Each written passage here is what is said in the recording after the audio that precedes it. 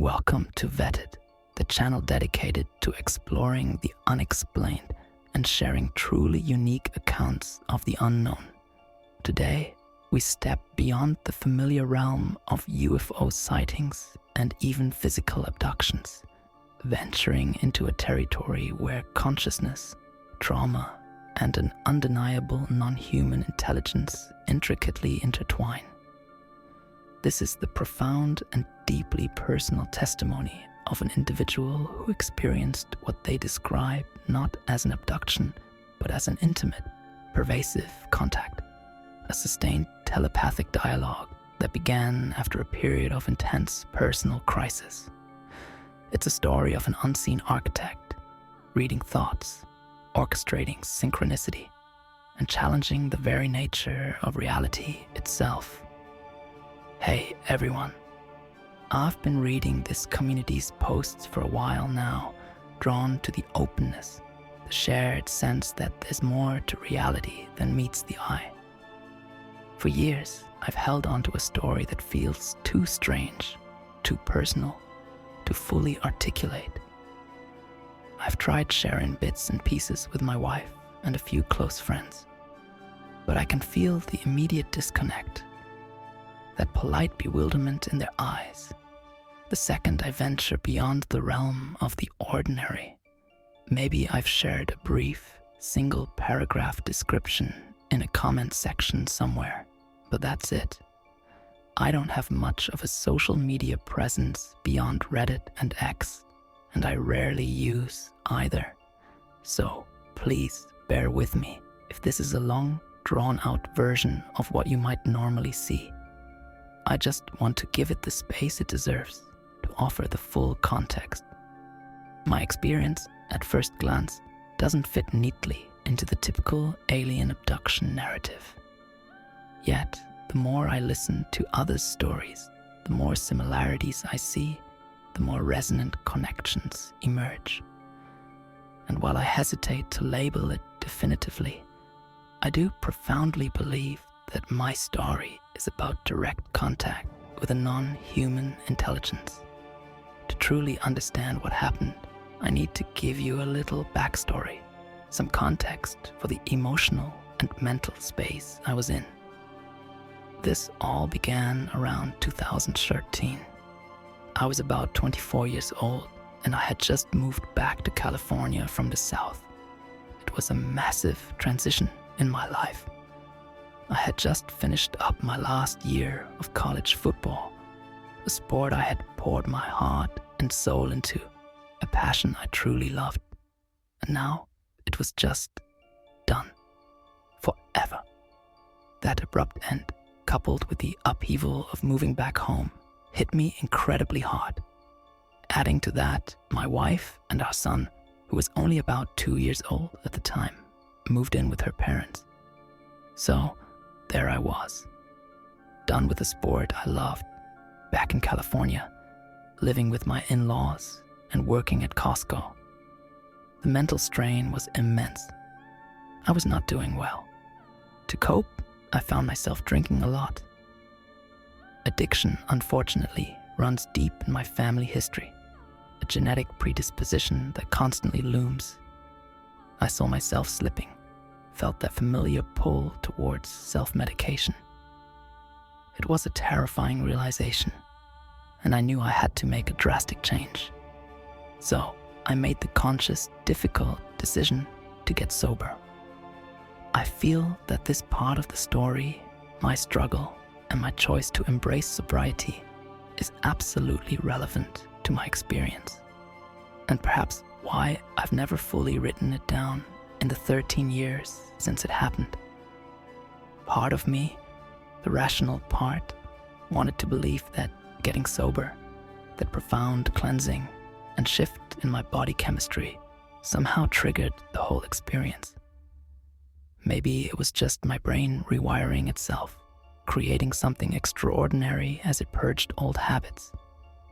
That's a plausible, scientific explanation, right? The few people I have told bits of the story to, the brave ones who indulged my wild tale, have definitely chopped up my experience to some kind of mental health event, a manifestation of stress or past trauma. And I get it. I don't blame them. I do believe that mental health is intrinsically linked in some way to this phenomenon, or at least how we perceive and interpret it. It's a spectrum, a complex interplay. I don't blame the people who I've told who didn't have the reaction I was expecting.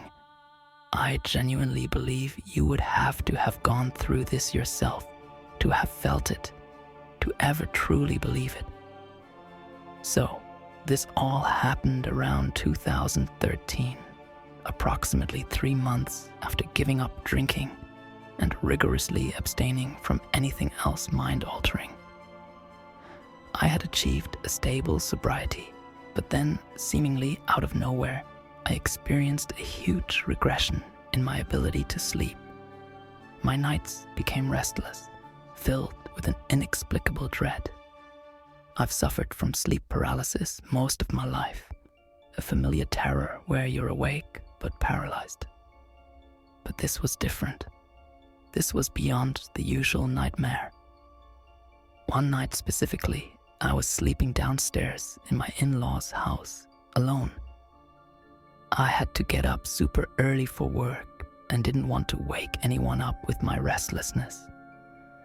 I simply could not fall asleep for the life of me, my mind racing, my body tense. When I finally did fall asleep, after hours of tossing and turning, I had the single most vivid, real dream I have ever experienced. Yet, it was also profoundly bizarre and abstract, unlike anything my subconscious had ever conjured before. It was a person standing in front of me, but not a person as we know it. It was simply the outline of a person, a perfect human silhouette. The inside, though, was not flesh or bone. It was all bright, hot white light. You could definitively describe it as a being of light. And it was talking to me, but not in any language I had ever heard. Frankly, the language it was speaking gave me a deep, primal fear just listening to it. It sounded like the muffled, indistinct voices of the adults from the Charlie Brown cartoons. That wah wah wah sound, except just the cadence was similar. The actual sound itself was loud and high-pitched, almost a metallic, computer-ish sound, utterly alien and jarring. I understood nothing of what was said, not a single word, but the sound, the presence, the impossible light. It left an undeniable mark. When I woke up, the dream was still burning in my mind. I was drenched in sweat, my heart pounding, and a deep, deep sense of impending doom and fear had settled over me. I had only slept for an hour, maybe less. There was no possible way I could go back to sleep. My body was wide awake, buzzing with an unnatural energy. So, still reeling, I went to work early. For the record, I believe that dream, or whatever profound encounter happened with that being of light, triggered everything that was to come. Okay, so when I went into work, that's when things truly got weirder. I was working a 4 a.m. to 10:30 a.m. shift at Costco, a sprawling, brightly lit warehouse, a place of mundane retail. The easiest way to explain what happened to me next is to recommend the movie Fallen, featuring Denzel Washington. The premise is that Washington's character is interacting with a demon. The demon doesn't have a physical body. Instead, it communicates using other humans by temporarily possessing them, traveling from person to person through touch. I genuinely think someone who either wrote the script for Fallen or helped creatively with its premise experienced something incredibly similar to what happened to me.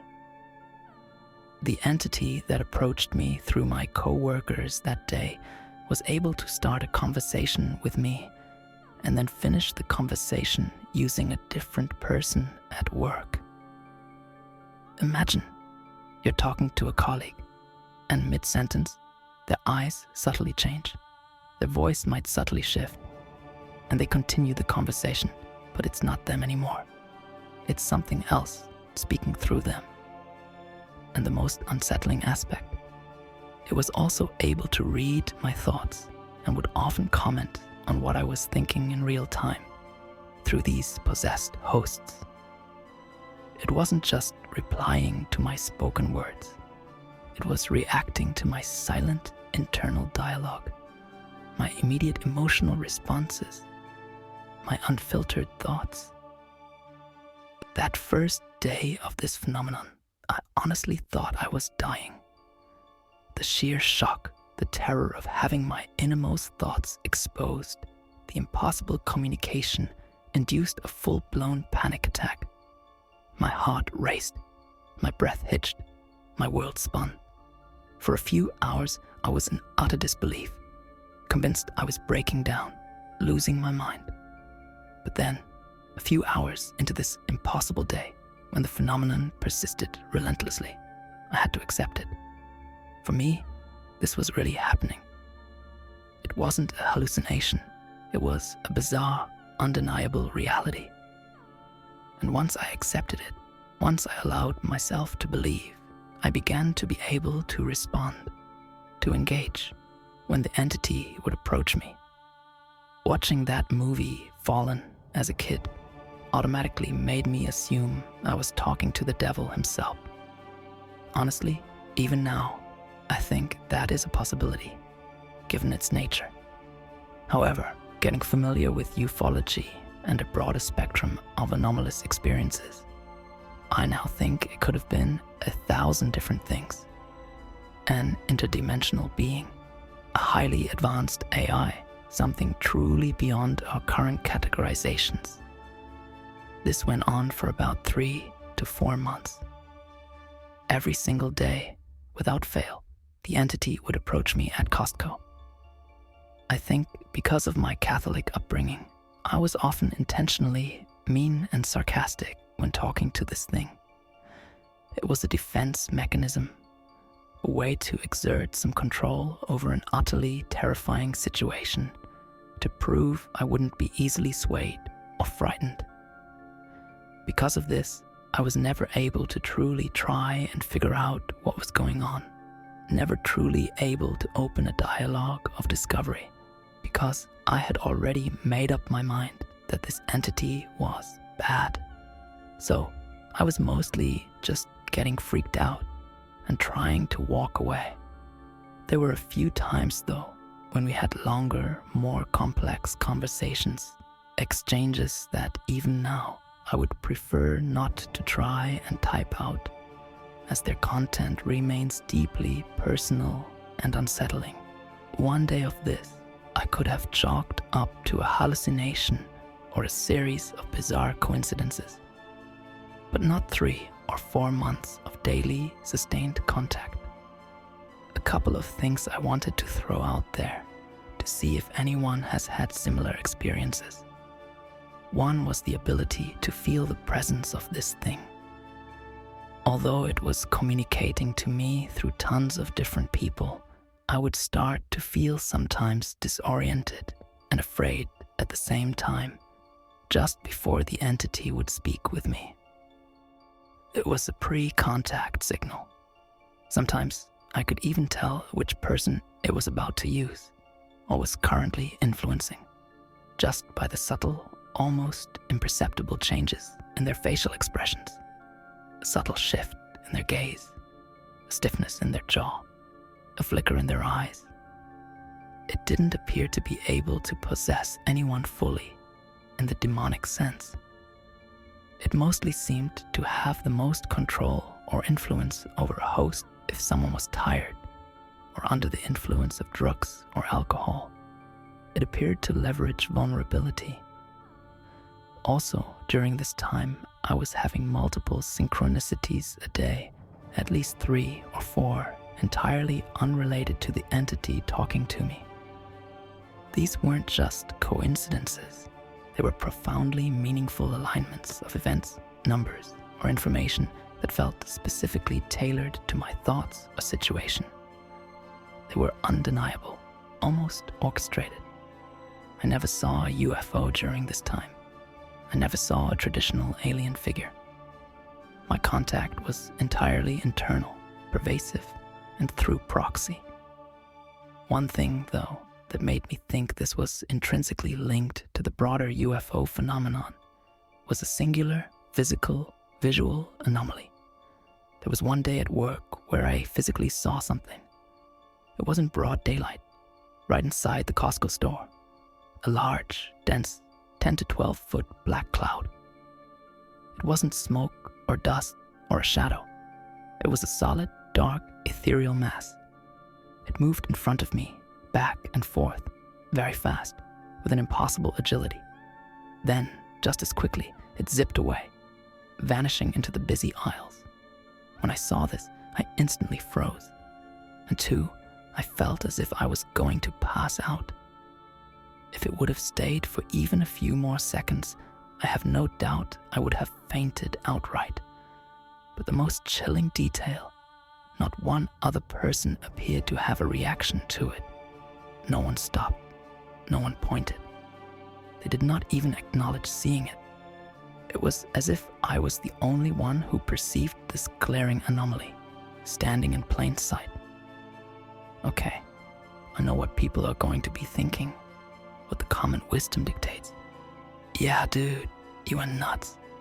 And to be honest, that's not totally untrue from a conventional standpoint. After 3 or 4 months of this relentless, overwhelming experience, I was indeed hospitalized. And ultimately, I was told I am bipolar. Just that. You're crazy. Here's a diagnosis. And I believed this also. It was the only rational framework I was given to understand the impossible. During this entire harrowing time, I never went back to drinking or smoking, which is a testament to my commitment to sobriety amidst chaos. Maybe I should have, just for a moment of escape. I have tried to rationalize this experience for over a decade. I've gone through every permutation of mental illness, coincidence, stress-induced hallucination. But I am now at a point where I am deciding to trust what I saw. I simply cannot ignore 3 solid months of having my mind read, the relentless string of profound synchronicities, and most of all, the complex, coherent conversations being had through people around me. I'm not putting this out there for anyone to believe me. I know it's unbelievable, even to me at times. However, I do believe there are other people out there who have experienced something similar, perhaps not in the exact same way, but with elements that resonate, that speak to a profound, pervasive contact with something beyond our known reality. If any part of this resonates with your own untold story, I just wanted to say, you're not alone, and you're not crazy. All the love and warmth to you. This profoundly personal testimony offers a rare and challenging glimpse into a less discussed aspect of non-human intelligence contact, one that operates not through grand visual displays, but through subtle, pervasive influence on perception and consciousness itself. The speaker's journey from trauma to the being of light, the fallen-like entity, the black cloud, and the ultimate bipolar diagnosis bravely navigates the complex intersection of mental health and anomalous experience. What are your thoughts on this astonishing account? Have you experienced similar forms of pervasive contact, telepathic communication, or unexplainable synchronicities, particularly amidst personal challenge? Share your insights and experiences in the comments below. Don't forget to like this video. Subscribe to Vetted for more true encounters and explorations of the unexplained. and hit the notification bell so you don't miss our next upload. Let's keep the conversation going.